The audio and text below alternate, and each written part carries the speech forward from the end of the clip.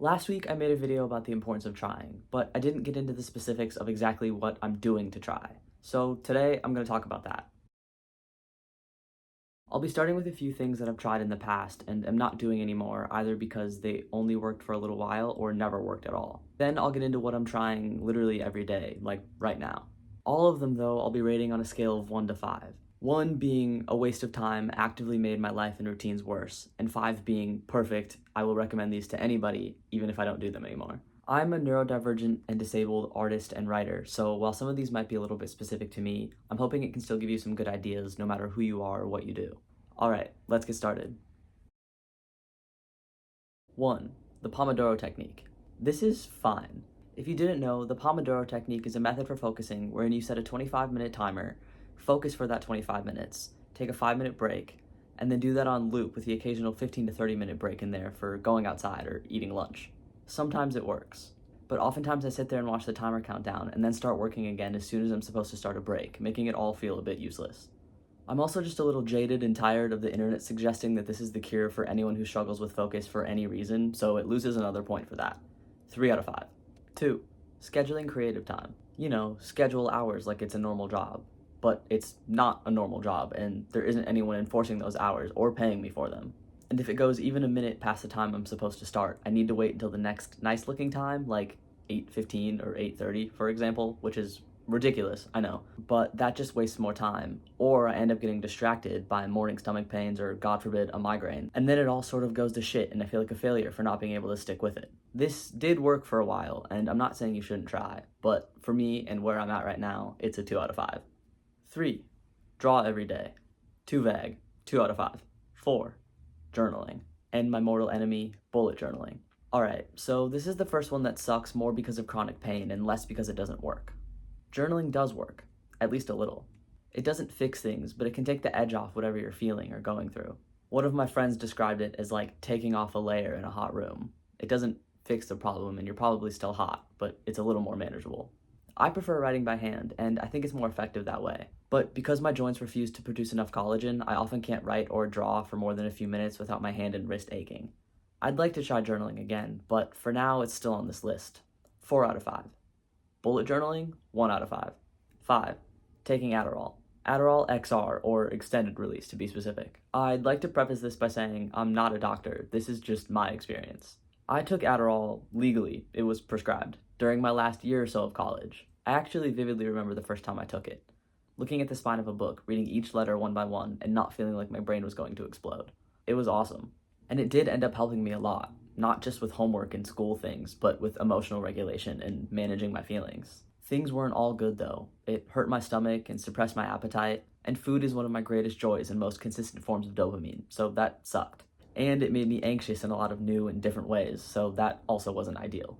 And nobody told me that while Adderall does help you focus, it doesn't necessarily mean it's going to focus on something productive or positive. I would sit there and have negative thought spirals for kind of hours. I also just had the ethereal problem of it made me feel a bit more dull, which is a fine trade-off for the ability to focus and get things done, but on top of the other problems, it was starting to not feel worth it anymore. So after about a year, I stopped taking it. Honestly, I'd try it again, or something else. I'm not anti-medication, but for now, it's not a tool that I'm using, and it was kind of a double-edged sword.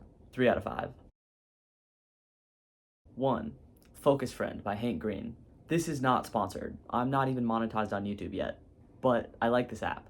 I do understand that this is similar to, and probably inspired by, the Pomodoro Technique, but it's better. 4 out of 5. 2. Draw the same thing every day. Truthless got this advice from, I think, an artist named Mark. I'm not sure. I'll link the video. And I got it from him. I am not first and foremost an illustrative artist. I've only been trying to draw for a few years, and I'm still not very good at it. And it's not only been a blast and a huge confidence booster, but it is making me a little bit better. I've missed a few days, and sometimes I hate it, but it is good overall. Drawing the same thing every day takes most of the decision-making out of the process and allows you to see your progress in a little bit more of a consistent way. Just pick a thing, get a sketchbook, a notebook, staple together note cards, and go. I chose swords, and well, I'm not drawing the same sword every time. You can do that if you want. I'm still able to see how I'm progressing, and it's inadvertently become a sort of journal because I'm often inspired by the things that I'm doing or feeling that day. Truthless said draw every day, but I'm doing 60 days because that's how many pages I have in this sketchbook. and you can do whatever works for you, but give this one a shot. 5 out of 5. 3. Getting 8 hours of sleep. I know this is going to sound kind of lame and boring, but I sort of enjoy going to bed and getting up early. Not like 5 a.m. early, but I'm usually forced awake by my body at that time, so maybe I do mean that. When I was a teenager and slightly into my early 20s, I was one of those people who thought my creativity thrived at nighttime, and it sort of did. I'm the oldest of a lot of siblings, so oftentimes the only free time I had after doing homework and chores and eating dinner was after their bedtime. The habit got hard to break throughout college, but now that I'm a little bit older and in a calmer and safer space, I find I work a lot better in the morning. Honestly, now if I stay up past, like 9, 10 p.m., I start feeling ill, and same goes if I just end up getting less than 7 or 8 hours of sleep. Sleep and rest are not overrated. It's really important, and getting 8 hours of sleep is a 5 out of 5. 4. A daily schedule. Okay, I know I just said that scheduling creative time doesn't really work for me, but I do need some sort of schedule or routine to function and get anything done. I just need that structure to have some sort of variety and be a little more specific. When I first started doing this a few months ago, I would sit down as soon as I could in the morning, get out a notebook, and brain dump everything that I have to do, everything that I want to do, and add deadlines where applicable, whether they're real or made up. I then pick a few priorities using a combination of what I need to do and what feels fun and inspiring that day, and slot those all into a little time schedule. I make a guess at the length of time something will take me to complete. I then try and fit those around non-negotiables like regular work, chores, breaks, meal times, stuff like that. And sometimes I only schedule a few hours ahead if I feel like a bad guesser that day. And the breaks are so important. I found that sometimes I struggle just as much to stop doing a task as I do to start it. But to avoid burnout, I must pull myself away to eat a meal or go for a walk or do something that doesn't require active screen time. Or if it's fun screen time, going into it intentionally during the allotted break times, not just scrolling whenever I get overwhelmed and need a quick dopamine hit. I still do that, but I'm working on it because it never really feels that good anyway. Kind of most importantly, it doesn't matter if you don't start this right away in the morning. You can do it the night before, you can do it halfway through your day, you can do it after dinner if you have a few hours that you kind of want to sort out in your head. This system is built to be flexible. And if anyone is interested, Lizzie and I did design little worksheets that I've been using that kind of map out the whole process for you. It doesn't come colored in, but you can color it in. It's kind of fun. Personalize it every day. And this will be free to download on our Ko-fi. You can leave a tip if you want to, or check out some of the zines we have in our shop. But if you just want to pick it up for free and print it off, also go ahead.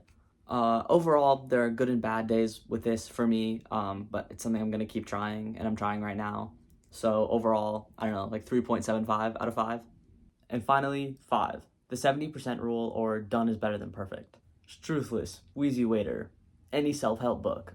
There are so many versions of this anti-perfectionism rule, but the one that stuck with me the most was Truthless's 70% rule. So anytime that I find myself beating myself up for something not being perfect, I have to interrupt that thought pattern then and there by saying, was it better than 70%? And if the answer is yes, I have to respond with, nice, you won. And I know that sounds corny as hell, but it's usually enough to interrupt the pattern. And if you interrupt the pattern enough times, then you start to develop a new pattern. This didn't stick the first time I heard it, or the next time, or the one after that. This was something that took a few years for me to come back around to and really start to embrace. I think for me, this tied in with another lesson that is finally starting to sink in. Action over overthinking, or you can't think your way through everything, or walking down the hallway, not standing there, frozen, staring at it, wondering, thinking.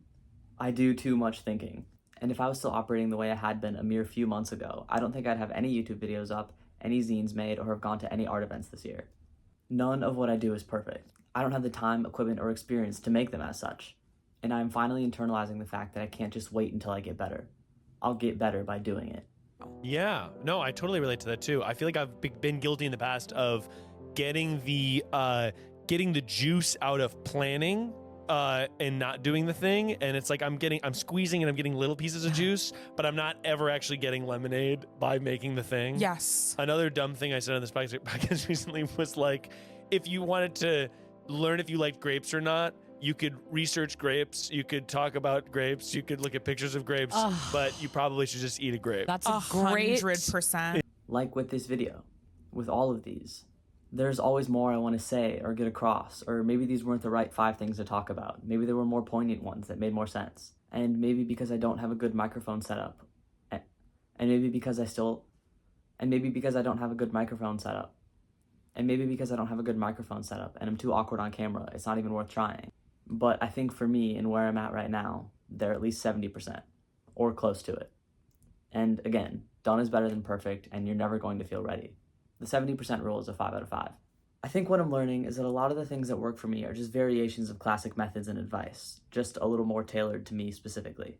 So if I have any overarching advice, it's that. There are a few one-size-fits-all habits and rules, so personalize it, change it, make it work for you. Okay, wait, no, I do actually have a little bit more advice, or just kind of ramblings. I never understood or believed the each day is a fresh start sort of idea, because no, it's not. When I wake up each day, I'm still in the same place, working the same job, surrounded by the same people, and drowning in the same student loan debt, so I call bullshit. Or I did. I think I'm finally starting to figure out what that means, at least for me. Sometimes I get overwhelmed with habits, with work, with having to do the same thing every single day forever. Because that's overwhelming and often doesn't seem worth the mediocre seeming results. But I'm learning that the scope doesn't always need to be so big. Today. Can you do this thing today? I don't care if you can do it every day. Can you do the thing today? Doing it now doesn't mean you have to do it forever. Doesn't mean you have to do it tomorrow. And the reverse is also true. Just because you didn't do something yesterday or cannot do something today, doesn't mean you can't try again tomorrow. The choices you make today do impact tomorrow, but they don't always have to define it. The point being, neither choice is a life sentence. Neither choice is forever. Obviously, this is all a bit oversimplified. And it's important and necessary to plan things, to an extent, and zoom out sometimes to make sure you're on the track that you want to be on.